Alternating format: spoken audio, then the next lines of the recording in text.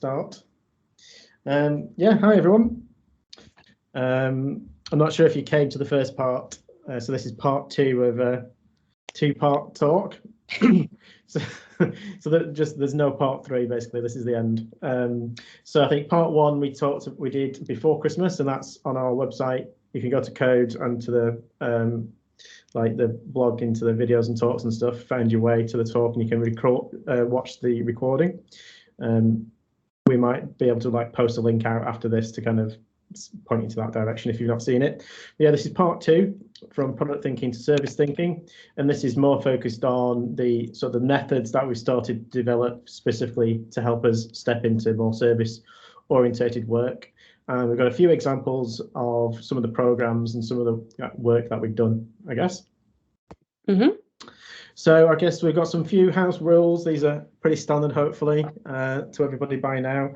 So because we're using remote and video, the way we kind of try and run it is that if you have any questions, if you can try and make a note of like the slide or the slide in reference, and you can just pop it in chat, like a question you have relating to that question, and at the end we can come back to it and reference the slide.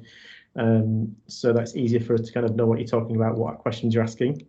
Yeah, and we'll have some time at the end for questions. And then if you want to keep your mic off so we can't hear your noise background, people coming in and out of your houses or making a brew and all that kind of stuff, kids screaming, if you keep it off, that'd be great. But if you want to like ask a question or something, put your video on, and that's a good signal for us to know that you want to ask a question.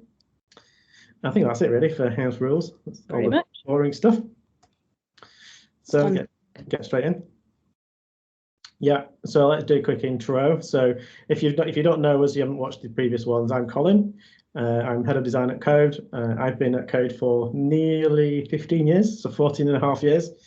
And I suppose evolved with the with Code as Code has evolved, and as I suppose as the design discipline and UX discipline has evolved within the industry. So I've been fortunate enough to ride that wave and help Code evolve and change with it. And I'm responsible for product design and I guess service design designers working across the board in their product teams, and work with Jess. Let Jess introduce yourself. Yeah, so hi, I'm Jess. I'm head of UX and research at Code. So that means all things kind of user research I help out with.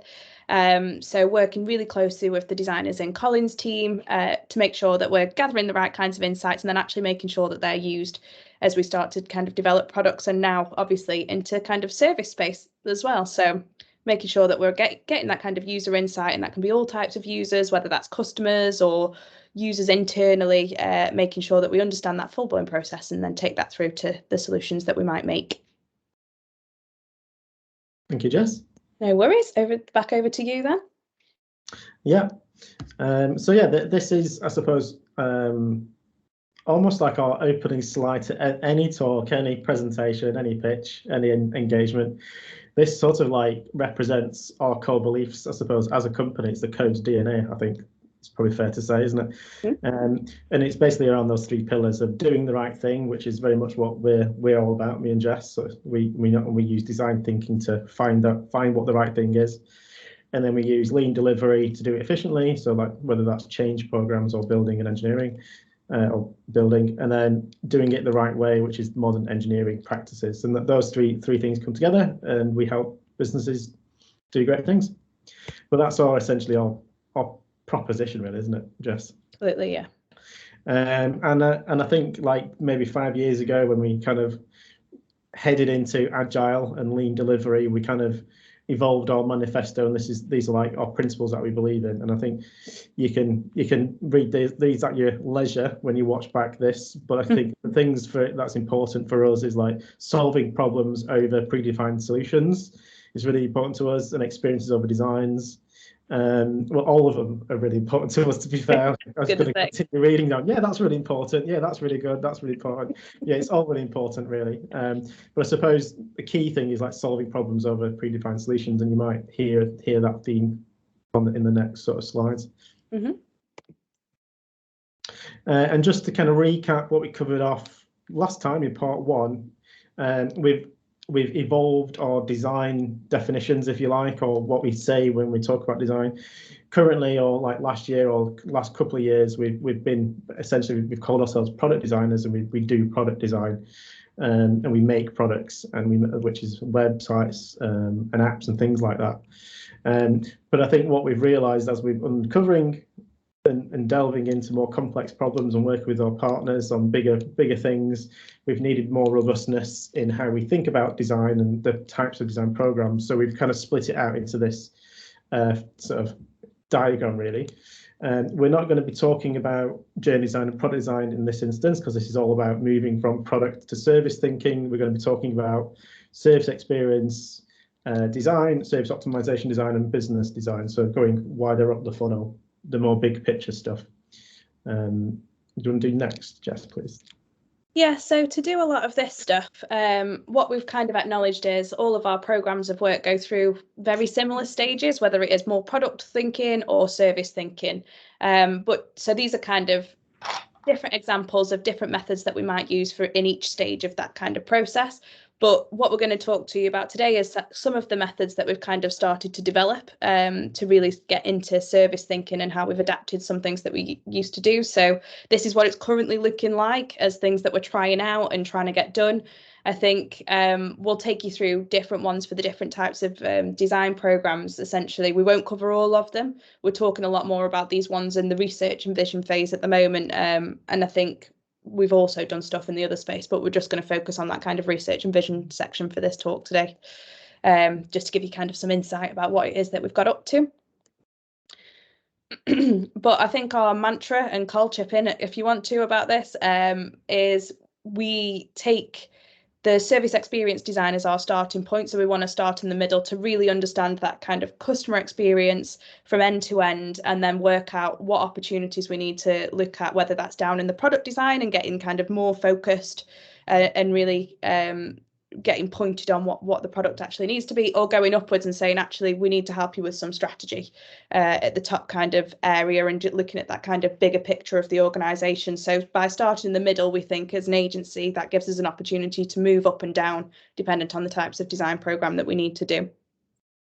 So a really good way of starting and framing the lens in which we look at everything, which is from the kind of people-orientated service experience. Mm-hmm. Which is a good way to kind of shift perspective. So rather than looking at the inside out, it's like it's the end user in. Yeah, absolutely. Really cool.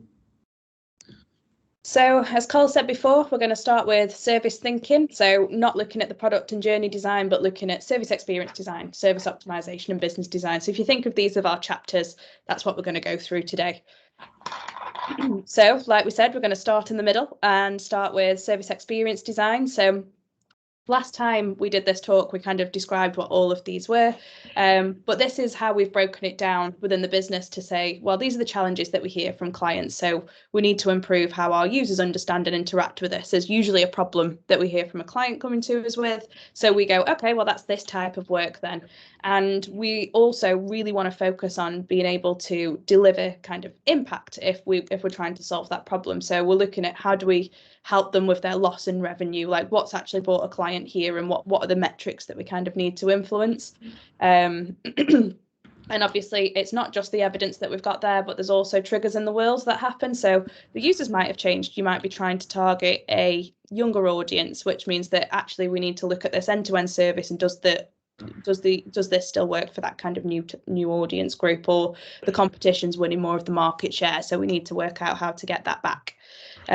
But this kind of type of design work is really what customers experience. So from an outside in kind of perspective, what is it that users are actually seeing in the outside world, rather than just looking at the internal side. Anything you want to add on that, Carl? No, that's awesome. Hey, no worries. So the first method that we've started to develop then in this kind of service experience space is really looking at, we used to do contextual observations anyway, which is where we go out and observe what users are actually doing. But what we've started to develop for service thinking is looking at it as more of a mystery shop. So we used to do an expert review where we'd look at the website, let's say, and do a bit of an audit from our perspective of what we think is currently working and what might not be working, and then almost see that with users as well. So we're looking at that broader now, rather than just saying, okay, well, how's your website working? We're looking at that as a whole end-to-end service. So imagine that you want to order a sofa for your home. Okay, well, how do I find out where to buy a sofa from? Then what do I do to actually go ahead and do that? What's the delivery messaging that I get as I'm waiting for that to arrive? What if I need to return it? And almost go from that full end-to-end kind of service experience. So not just looking at one slice of it, but that full end-to-end customer journey. And because we're trying to do all of these methods to help us standardize what we do within the design team and make sure that we're all singing from the same hymn sheet, and we can always point to a thing to say this is what we do. We've taken on Lou Dow's good services scale. So using that expert review kind of technique that we already have, where we have a set of criteria to go through, we're doing the same thing for services. So we're scoring a service to highlight them opportunities of where we can actually make a difference. Can I add to that? Yeah, by all means. I was just going to say, this is kind of, it opens up being able to assess the other service elements. So like, I guess when you assess a website funnel and you're looking at how does a customer buy a sofa, you might just go through the funnel experience. And then it's like, I've found it on Google, searched on Google, gone through the funnel, bought it, checkout, got my order confirmation, and that's job done. Yeah. But this broadens it out. So what we want to look at is, so what happens when I call up to the call center to find out or kind of change a delivery order? What does the actual delivery experience feel like? What's the packaging of it? What's the emails that I get? What happens if I need to kind of like change the delivery date? So it's like we kind of set a bunch of scenarios from all the way through that stretches our touch points, basically, I think is the key there, and the wider service. Yeah, so it's thinking that broader than just that kind of, I suppose, website buying funnel and that whole end-to-end experience again. So thinking about all the unhappy path, things that might happen too, and making sure that we're assessing all of that criteria. So then the next thing is looking at how we gather all of our insights. So if you've heard of service design, you've probably heard of a service blueprint, but what we've tried to say is actually a service blueprint in our world is how we look to the future, how we try and make this the North Star of making that experience so much better. So we generally use this rather than saying how the service currently works. We use this to say where we want to get to. How do we streamline? How do we make this a much more kind of visionary kind of piece that we look to for the future to translate them improvements that we're trying to dream up, I suppose. But on the term of dream up, I suppose this is not dreamt up at all. This should be all completely insight driven. So we've understood that experience from that customer perspective. We've probably spoken to some people in the call centre too to find out what they're up to and how they're recording everything and the types of things that come in, to really look at, okay, well, if we make this service so much better based on the opportunities that we've seen, how do we actually do that, and what does that look like to make it tangible? Because I think we can all say, you know, we want to go to a coffee shop and just have everything arriving straight away. Like, I don't even have to put an order in. They know me so well. It's just I'm going to go to the door and it's going to be there. But how that actually works and how we actually make that happen, we have to think about. We can't just say like, yeah, we want that instant coffee experience, but we actually have to go through that process of saying, and this is how we think that could work for you, which can trigger a whole bunch of stuff. So in the slide of the methods before, we said pilot studies is something that we'd want to do. So in that example of like, you know, I want to get my ultimate instant coffee, you know, we have to pilot whether that's actually something that's feasible to the business too, and is that possible, and is there a team that can support making that happen, or is that absolute rubbish and we have to throw it in the bin because, you know what, that's an unrealistic vision. Anything you want to add to that? No, I think that's cool. I think, yeah, I maybe just labour the feasibility aspect of it. This is because it's born from insight and we understand the constraints and limitations. We know where the sticking points are, maybe of delivering the service. So part of this is being bold enough to think differently to what maybe an organisation may be stuck in the gears and the system of what we can't do this because of this, we can't do this because of this. We're able to take a step back and go, well, in an ideal world, you could just take away that chunk, take away that bit, and do it like this. And we know that will work because we've got all the insight and feasibility we've checked. Absolutely. I think that's a point I did want to make on this, actually. If we think about You have a technical architecture diagram that tells you about a tech North Star. This is essentially your change North Star that really just helps people translate and know where we're trying to get to and how that can all work from a feasible perspective. So over to you, Carl, to talk about where we did this. Oh, awesome, yeah. So we worked with a company or a service actually called Ombudsman Services, and they're basically, I suppose, like a complaints or a dispute resolution service. And this particular Ombudsman Services deal with energy and communications sector. So they were going through, I suppose, a digital transformation internally. For like they'd instigated it, and they recognised that they needed a better frictionless customer experience of the website, basically, to enable people to kind of go to the website and complain and follow that complaint process through. And they were basically buying digital tools and services like ourselves to kind of facilitate that, what they thought they needed. And I suppose what we did, we kind of like, we did, this was, I suppose this is like the start of our foray into sort of more service orientated thinking, wasn't it, Jess? Yeah, absolutely. We kind of approached it like a problem with a problem lens, and because we knew we were being engaged with to make a website, and we knew we did all the kind of things that you would do normally to kind of understand the problem. So we kind of did some research, we spoke to loads of different customers, we understood the process of complaining, we did an experience map, and we went bigger and broader. And it was like, so what's the trigger, and how do they find out about if they complain, and then they come to you, and then they need to understand all the information, and they go through the process of complaining. So we did this sort of like standard process where we kind of understood the service, we kind of like created like a product, the website essentially, to kind of ultimately reduce. But I guess the job of the website was to try and automate and digitize and streamline kind of the flow of complaints. So rather than them calling up and clogging up and doing ringing up and doing complaining by telephone, they could kind of like cheapen the cost to serve by making it through a digital kind of process. That was the business aim, really, if I'm honest. But we had to make sure that was still the right way to kind of go about doing it. So part of the product strategy was to make sure that, you know, these journeys were done really well, like people could kind of flow through, understand what they're complaining about, and ultimately, actually, we realised halfway through that this was really just a massive content design job, really. And it's all about communicating and being transparent and being open and communicating in a way that connects with the people's different emotions. Because we realized when we were doing our research, which may be the next slide, Jess, is that we had to think differently about the customers and the users in this context.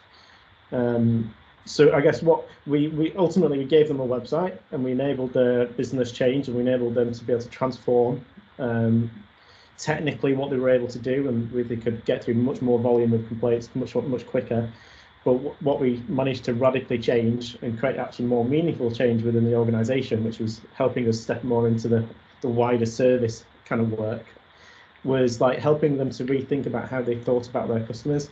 They very much thought about them in terms of demographics from the companies that they were working with. So like the likes of Vodafone or like electric company, like they would have a demographic that they market to, and then that demographic then complains to Ombudsman.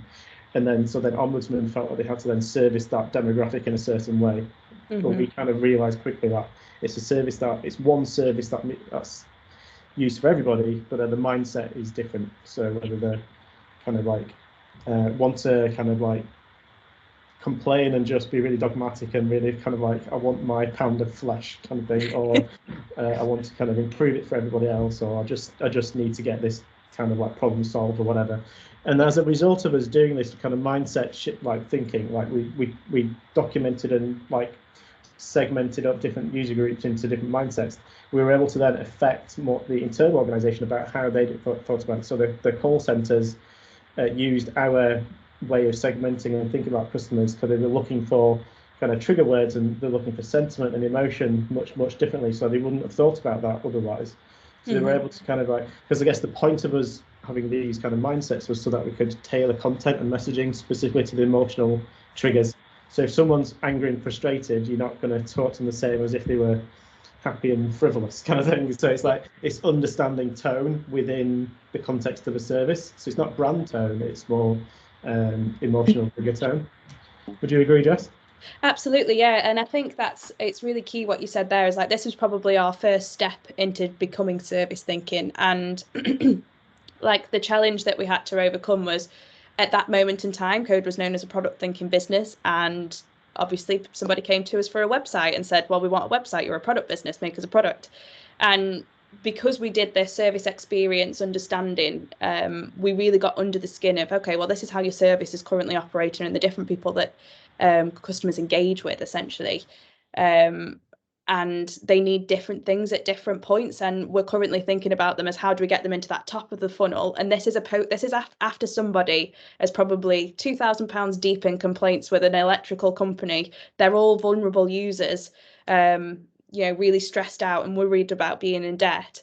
And you're basically thinking them of like, oh, well, it's Martin who's 91 and we'll just target him because he's with SSE or whatever that might be. And actually being able to change the way that somebody thinks about the user means that you can also influence the way that they think about their process and really understanding what's going on. And I think for us, that was the first win in this change of like, well, actually, if we understand users and what they need and change the way that we're thinking about them, we can influence your process, we can influence your call center scripts, we can influence how we inform people about what's going on, which is why this became such a, I suppose, content design brief and content consultancy for us.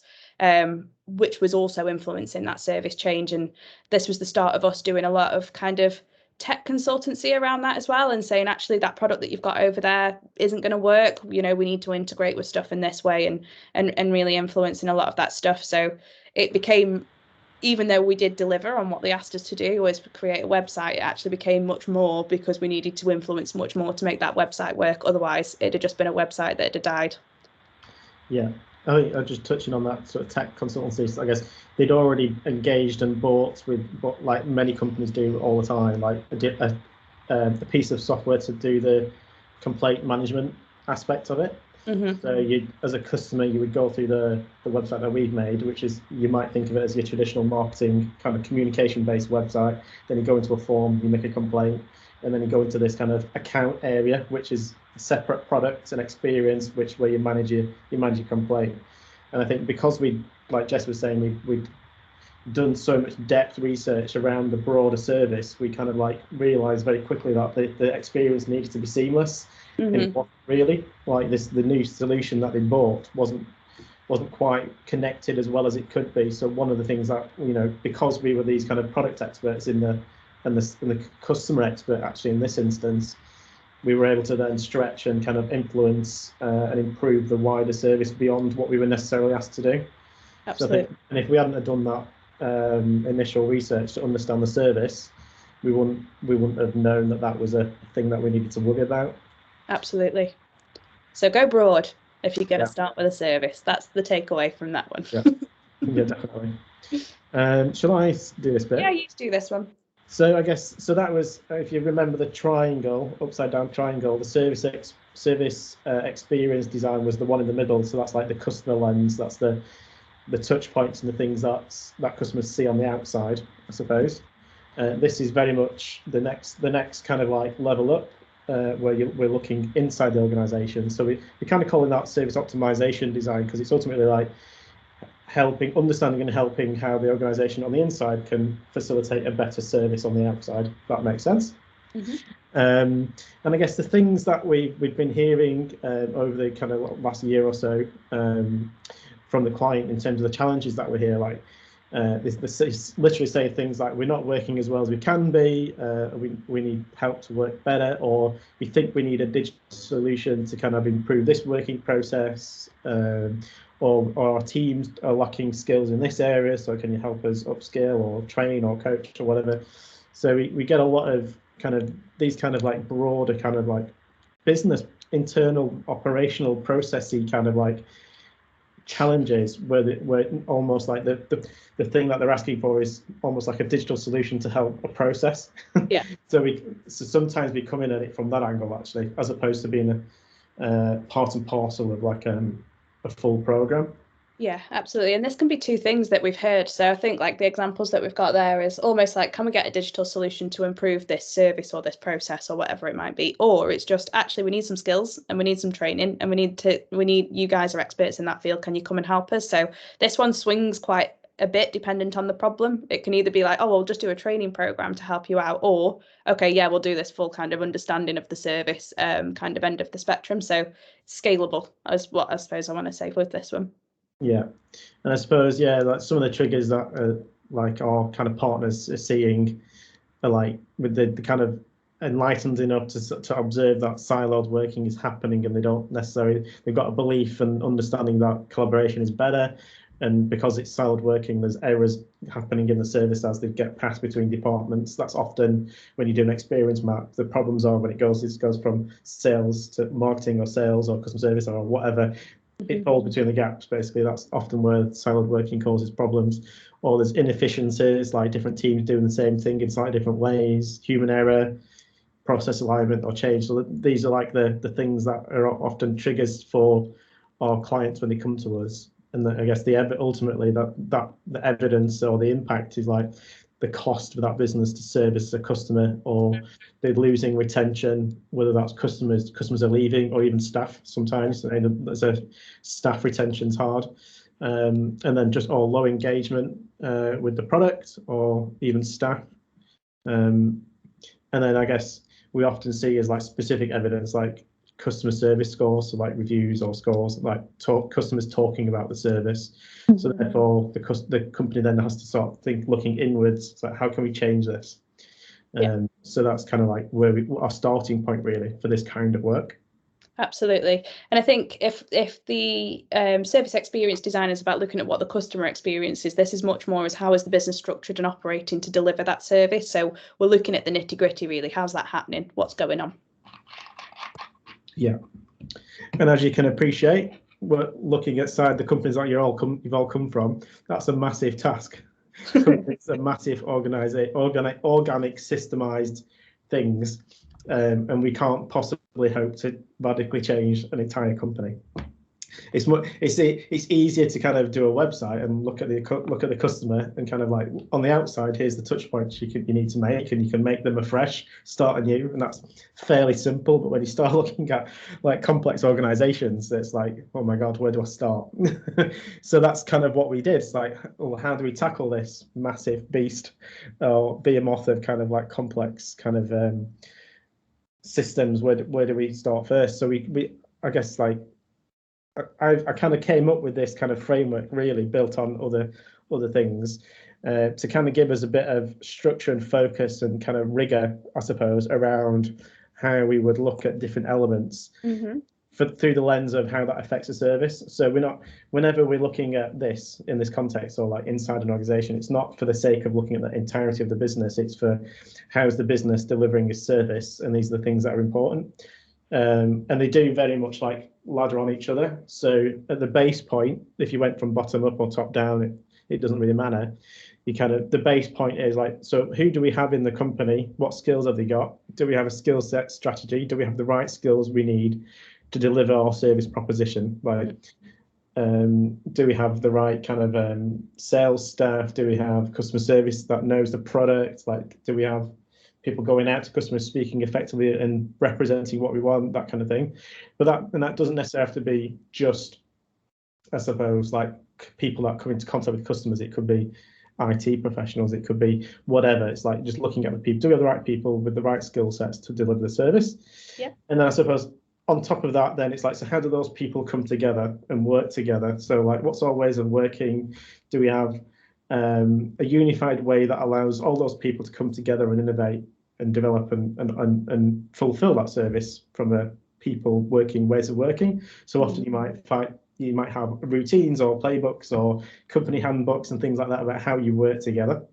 And then on that, so those people are using tools and systems and software to kind of get the job done. So like, do we have the right tools?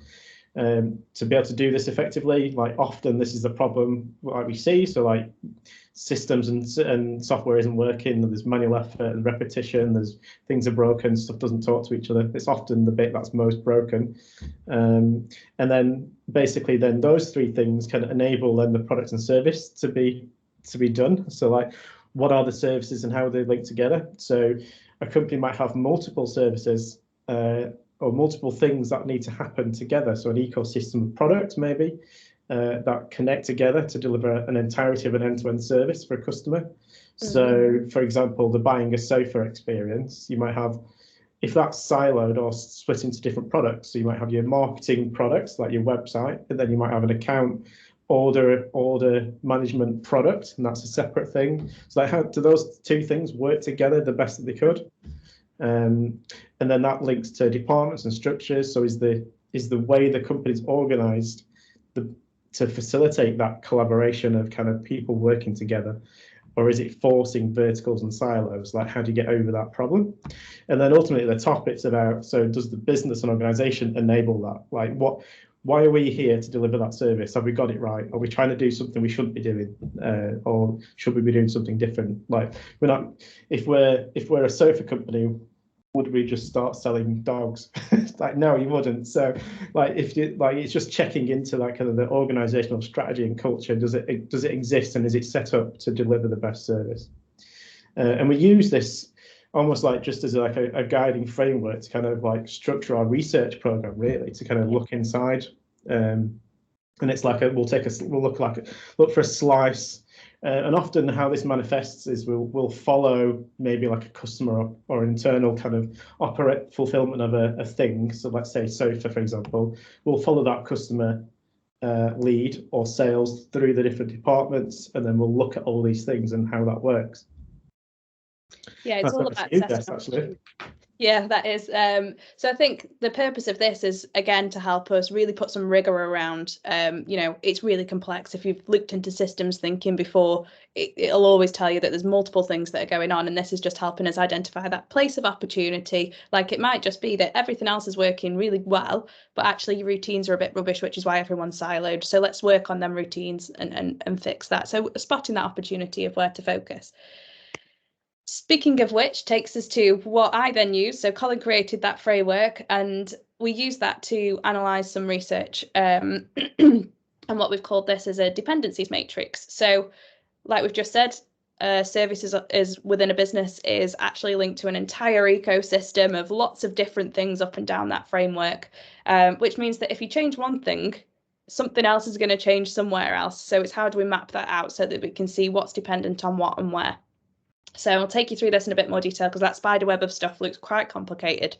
So I'll break that down for you. So what we've done down the left is almost theme of all of our research findings for each tier. So if we look at kind of the organisation at the top, we've got this kind of theme that sits there, and that'll have a whole horizontal line that runs across as well that might affect some other stuff. And then we've also got research themes that don't really fit in the framework, but they're interesting themes that we've found out as well. So what we're trying to do is then match them up and see what's really going on, and then breaking that down into the findings. So if we've got short-term funding creates a certain behaviour and the structure of the business is really siloed, then actually that means that this strategy isn't working in a local kind of way. So we can start to really pinpoint what's going on and what that also links to. And again, this is so that we can really look at, okay, well, what impact is changing something going to have, and what do we actually need to think about? Because I think sometimes if we look at that future service blueprint, we can say, right, pull this lever, change that thing, and not think about everything else that might be impacted about that. So this helps us kind of have a big view of that. So as we're mapping that out, what you also start to see is some findings become clusters. So we can really start to see here where there's lots of things happening that are dependent on one another and themed into one place. So again, that's all about finding that huge opportunity that we can go for and try and impact change with. And all this is really building on is infinity mapping, but just doing it in that structured kind of way. So we can actually go, okay, well, here's all the themes that we've got. Brilliant. Okay, well, now how do them themes actually start to impact each other, and what's really going on, and what connections can we see, because we're changing an ecosystem here and not just one thing. Anything you want to add on that one, Carl? I was going to kind of say, I guess, it's sort of like a cause and effect kind of representation. So we can see the causes are around the tops and the effects are the findings in the middle. Yeah. And we're using mapping and clustering to kind of like understand weighting and kind of, if you can see there's a cluster here, there's a load of stuff there. It's like, oh, we need to maybe look at that because there's loads of things going on here. So maybe if we try and tackle some of these things, so it helps us prioritize as well. Yeah. And I think that the reason that we create all of these assets really is to just storytell. This is services are complex and difficult to go through. So we need a way to break it down so that people can understand what we've learned. And this is, although a complicated diagram, something that you can work through quite quickly. And Cole's framework helps you theme all of them things up. So it's all about helping us articulate all the things that we've learned. Yeah. And make decisions. And make decisions, yeah. Yeah. And then the last one, I can run through this one if you want, Cole. So this is something else that we've developed. So we've also got a coaching arm at Code as well at the moment. So it helps us actually go in and train people and assess teams and the effectiveness and how they're all coming together. So this is something that we've developed out from our agile background, actually, of how teams come together and how they understand what they need to do and how we measure success of kind of changes within the team as well. So this is just something that we can check into monthly that helps us know, like, are our sprints and routines actually working for us from the user perspective. So from the actual team, they can come in, they can assess themselves. The line manager can go in and assess how everything's going on as well. So it's almost like a running total where we create some criteria that's relevant to the person, but based around some of these things, and we can use this score to monitor change over time. That really helps us to see how that works. So we use this a lot with different organisations. We've used it in a few different things. Colin and I haven't used it directly, but we know that this is something that our coaching arm is using quite a lot to help monitor and demonstrate the impact of that change. Yeah, I think our delivery people and our delivery coaches that use it a lot more. So like when our kind of agile coaches go into organisations to help them kind of maybe like embed these ways of working. So this is about, if that service framework, this is the tier, this is like routines of ways of working and teams and people coming together. So this is like almost like a framework to be able to do that, because it's very easy for us to sort of say, oh, well, your people are telling us that they're not happy, so you need to fix that. So it's like, oh, okay, how do we do that? So this is kind of one of the ways in which we can start to apply rigor. So like the different things in evidence and ways in which we know people coming together need to operate and think and do and act and all that kind of stuff, and the routines that makes effective kind of agile ways of working. But you can also like bring measurement and data into it, so you can benchmark and kind of, and then also show, well, actually it's getting better, or it's getting worse, or it's flatlining. So it's, when we talk about change, we don't want to just sort of like say, oh, you need to improve that, or you need to do that, or you need to do this. I think that's no good to anybody. It's like some practical, tangible things that we can do, but also then demonstrate that that's improving or changing in whatever way. Which, if you watch the previous one, that's exactly why we introduced that third diamond into our double diamond process, to really say, okay, well, how are we impacting that change and what are we actually doing? Great. Do you want to take this one, or?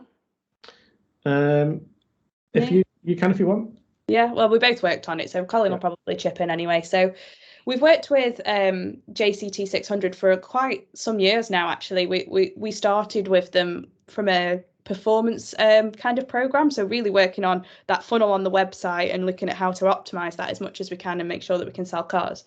But due to our kind of relationship with them and building trust and doing various bits of research over the past, we managed to build enough confidence for them to say, actually, we need your help to drive some strategic decisions around the digital estate of JCT. So how do we actually make all of our internal stuff work so much better to deliver a service to the end customer, which was great. We were like, that's well exciting. We've been working on this website for ages. If we can help make that whole experience better, like, absolutely, let's get involved.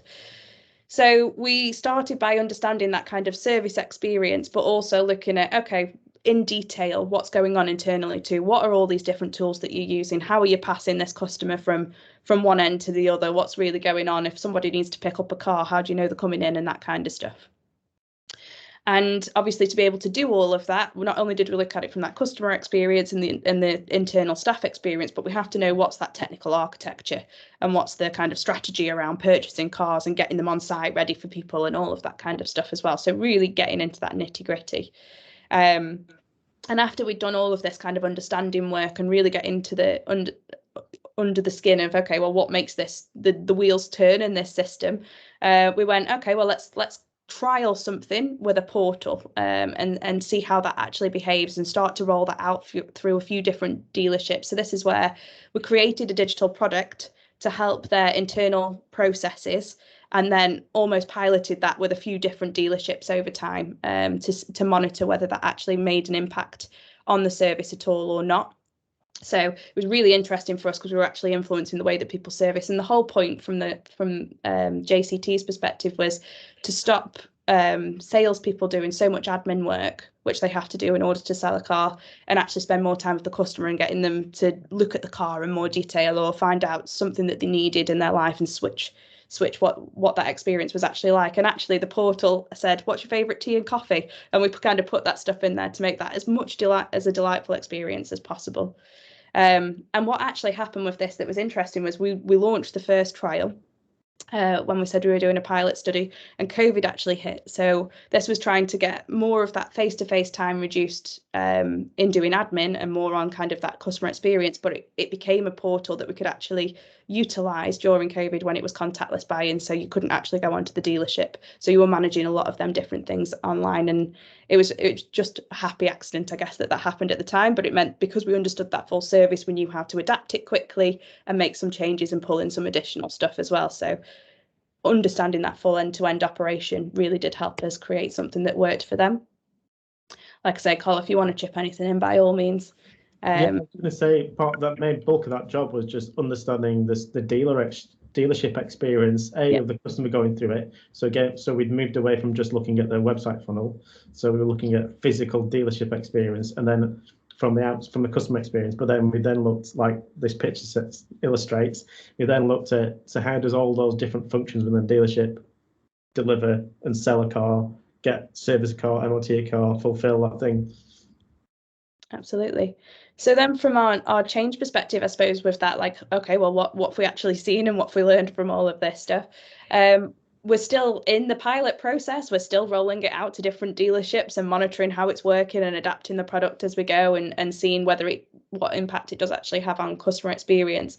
I think because we specifically focused on a lot of them admin tasks, we're actually able to calculate in numbers what time we're actually saving for people and what we can actually do to influence that service and get that customer's kind of experience improved as well by internally changing that process. So, we've reduced the salespeople's admin time so they can spend more time with customers and spend more time selling cars. That's mint. Like, that's exactly what that business needed to be able to do. They needed to have less time filling in forms and more time actually doing the job that they're hired to do, and that obviously improves staff satisfaction and stuff as well. Who, if you're there to sell and you've been hired to sell, who really wants to fill in a form within a system that's hard to use and all of that kind of stuff? So really does reduce a lot of that manual effort.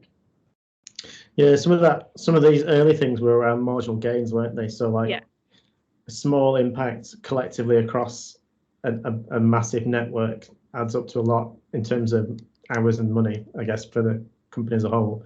But I suppose like they were going through a transformation, like Andy Bateman, the customer experience director, like they were strategically wanted to kind of shift away from the old school sales kind of experience. So like people turning up to a dealership and then you get pounced on by the salesperson and then you kind of forced into a car. They wanted to kind of move away from that. So they really wanted to understand how does the current operation work, and then how can we shift to a much more customer friendly, service orientated retail experience. Like a shop browsing experience where you kind of you then go and ask for help and whatnot. So the systems and tools that we were trying to originally make was to support that experience change. Absolutely. So it's really interesting actually to kind of like we kind of followed the car so we understood the customer going through the experience, but then we followed a car through the whole experience. So like when they go out to the auction and buy the car, then they log it onto the system, and then it comes into the dealership. Then someone washes it, preps it, makes it like fixes it up, and then it gets merchandised, and then it's put into the showroom, and then it's watched for about 2 weeks. And if it doesn't, no one looks at it, it gets moved. And so there's like so much complexity around how a car goes through a dealership that you would never have known. Like if we'd have just spoke to some car salespeople and they said, yeah, this system's crap, we would have gone, okay, we'll try and make a product for you. But I think there was much more value to be had and gained for our contact, like Andy here, the customer experience kind of person, director, in us understanding the entirety of that service. Yeah, absolutely. Right, I'm going to move on because I'm aware of time. We talked too much about this. It's the last chapter, I promise. So the last one we're talking about is business design, and that was all about what's your purpose, why are you here, where are we going, what are we doing? You know, identity crisis from a business in the context of a service, really. Why do we deliver this service that we have on offer, basically? And the challenges that we've heard over the last couple of years are really, really broad when it comes to this. And that's why it's kind of at the top of the funnel from a complexity perspective, or the top of the triangle, should I say, is if people know that they need to change, but they don't really know what's wrong and they don't know where they need to go or how to get there, or that's a real foggy problem in our world.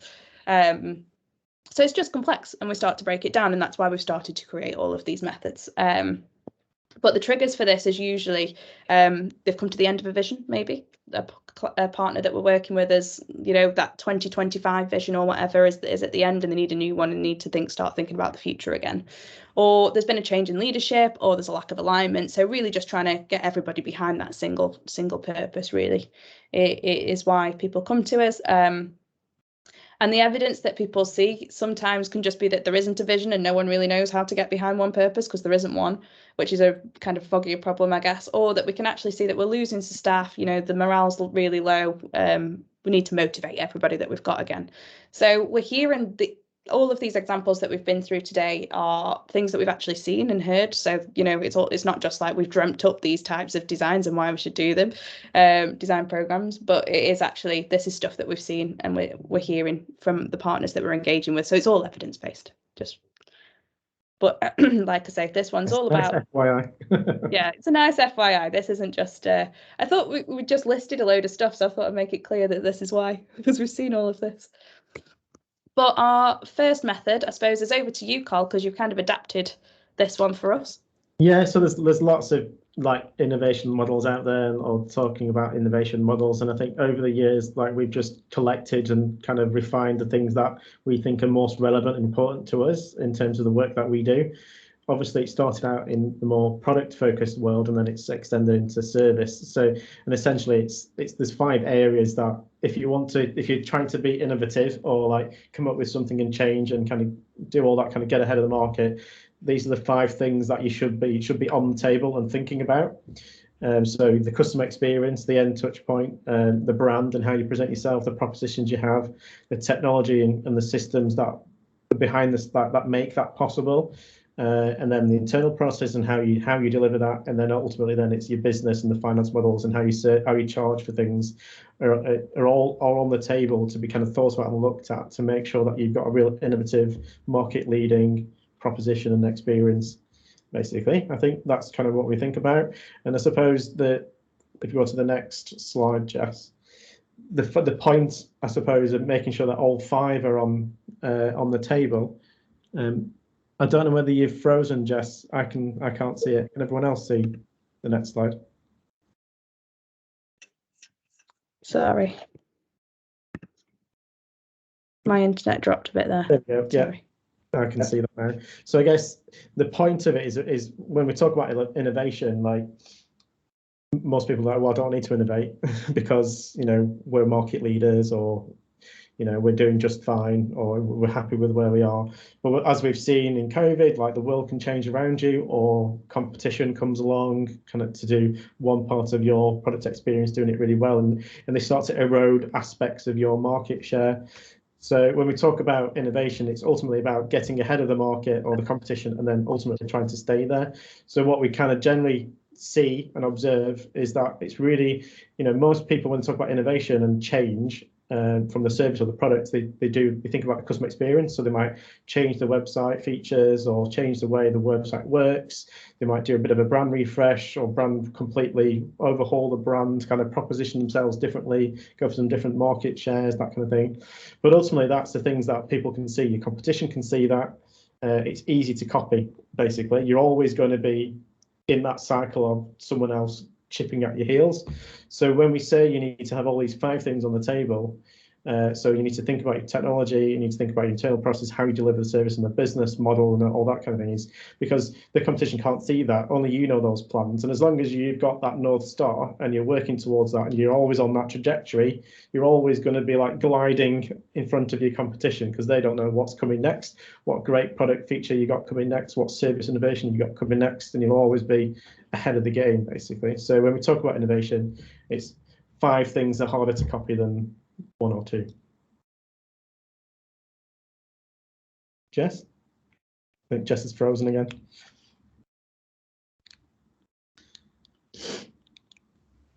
Can you request control, Carl, of the press? Maybe. Request control? No, I can't. I can't. I think it's because I'm not signed in. Can you request control, Ryan? Yeah, but Jess needs to approve it. We're at the end, to be fair. Do you have the deck up that you can share from your screen? Good point. Let's have a look. And then you can just finish off the last few slides.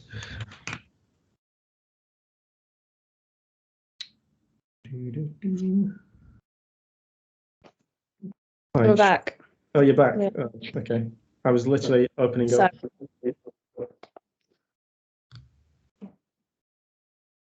My computer seems to be very unhappy though. Right. Had you finished on the innovation model? Okay, good. So the next, sorry about this. They must be doing something in my street.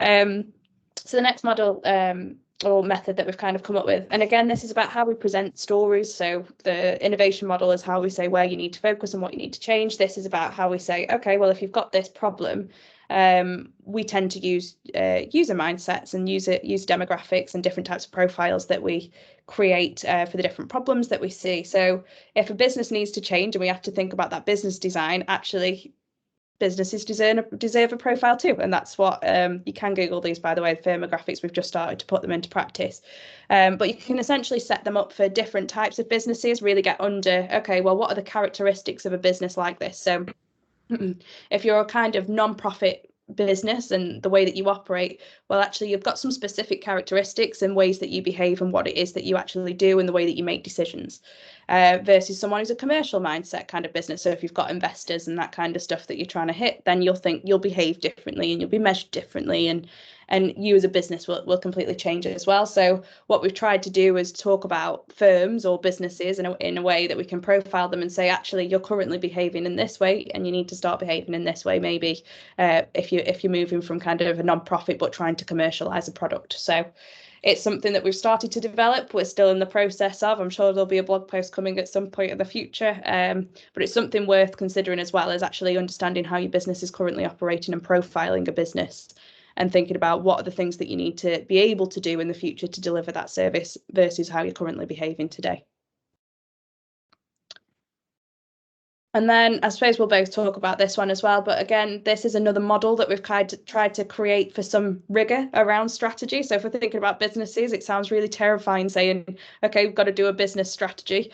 Most people go, oh, that's too big and too complicated. It sounds awful. So we tried to simplify it and break it down. And that's where we've created our 4 Ps for business strategy, which is more about spotting strategic opportunity and building on a proposition. So if you've ever seen a value proposition from Strategizer, that's essentially this. So the 4 quadrants that we've got are people. So who are the people that we want to talk to? Who do we want to target? Who do we want to get? What's their process? So what's the job that they actually need to get done? So in the ombudsman example, they need to complain about a complaint. So, what's that process that people actually have to go through? The 3rd P is proposition. So who are we? What's the marketplace like? Where do we actually want? What do we want our proposition to be, and how do we want to be seen, and what are our values, and all of that kind of stuff. And then finally, products. This can be, what product or service are we actually providing to people? What's that thing that we're actually offering out to get everybody aligned by?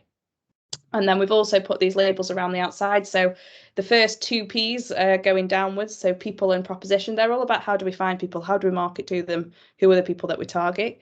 And then with process and products, it's all about enabling people. So what's the process and what's the product or service that they engage with?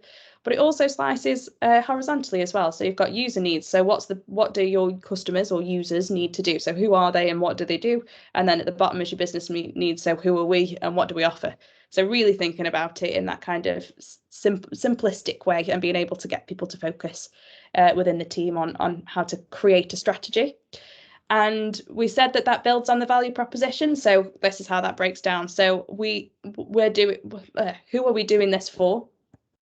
Who do and what are they actually doing? So this process, our proposition, so who we are, offers this kind of product and service into the world. So I don't know if there's anything you want to add on that, Cole, but that's essentially how this breaks down. Yeah, that's good.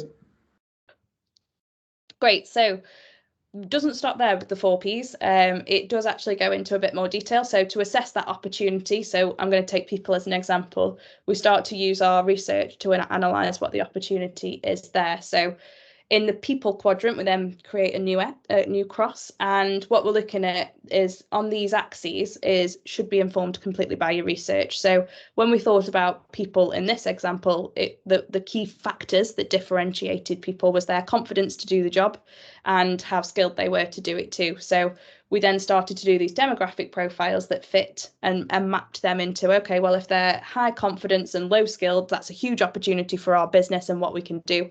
So let's start to focus on them. And we know that these other demographics exist, but we're not going to focus on them as much. This is where we think the big opportunity is to kind of target. And we do that for every single quadrant to fill in that value proposition, essentially. So before hands-on renovators, our process, work out what the process opportunity is there. Great. Perfect. I'm still going with the internet, so it's looking good. Over to you on this one, is it? Or me? Yeah, so we worked with, just making sure my mic wasn't on. Yes, we worked with the Growth Hub and they came to us to ask for essentially like help them to digitize a solution.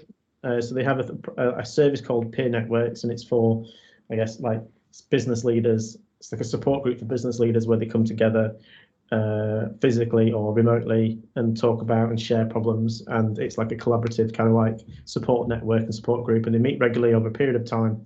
So the process, they wanted to kind of like roll that out nationally, and essentially they asked us to help digitize that and standardize that so they could ultimately like I suppose sell it, commercialize it really, because the original plan or the original service was government funded. So they that was almost like a pilot program. So then they wanted to kind of like replicate that, digitize it, standardize it, and roll it out nationally. So they asked us to help. So again, we did the similar things. So we kind of realized actually this is definitely a service experience problem, a service problem, because you're dealing with humans and a physical interaction. Technology, might even not be the thing; it might get in the way. So we just came with an open kind of like heart, if you like, and just explored. So we kind of just documented and understood the kind of service and how people engage with this peer networks, and then we came up with essentially so if we was going to do what they asked us to do, what would the digitalization aspects of it be? So there was a product there to be made that would support it, not necessarily the one they thought, but we had a different thing that could enable that. We came up with a business strategy to kind of move them from being this kind of non-for-profit kind of like government-funded kind of organization into a commercial organization orientated around owning and fulfilling a product and service. And so then we did a future service blueprint for how that would work nationally, because they were just working regionally in pockets.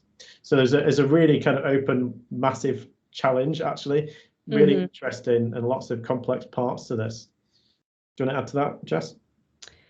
I think you've covered a lot of it. I think what was interesting was we kind of approached on this one to say, obviously, we need a digitized solution, but it was much more complex than that. And I think that's what we learned from this kind of process was To be brutally honest, we couldn't create a digital product to standardize the experience for customers without actually standardizing the process and the way that they operated as a business and what everybody thought this was.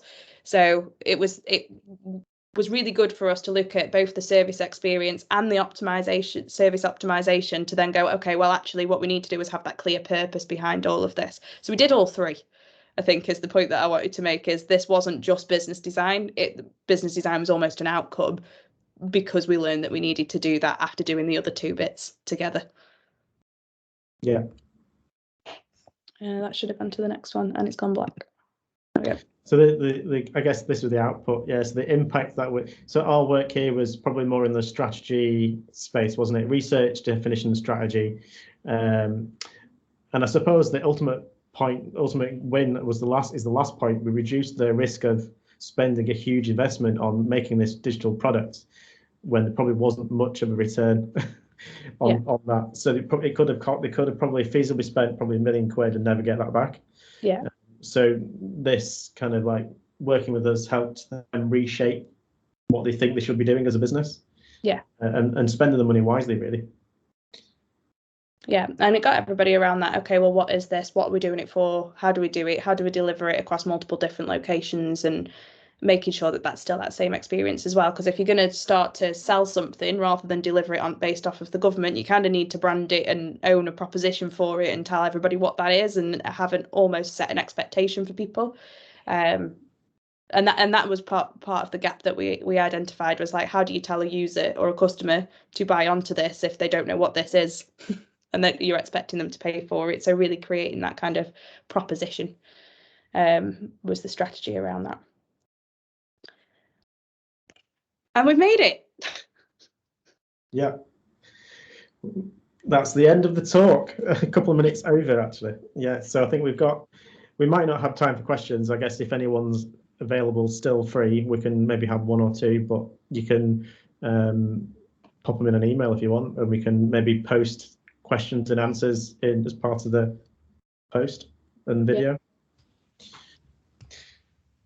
Yeah, I don't think there's been any questions, and yeah, approaching an hour. So yeah, if anyone does have any further questions, yeah, feel free to get in touch with us, obviously on all the socials, and yeah, we try and run these events monthly as well, our product love event. So yeah, we'll be back in February with another one, but yeah, until then, thanks for joining, everyone, and hopefully see you again soon.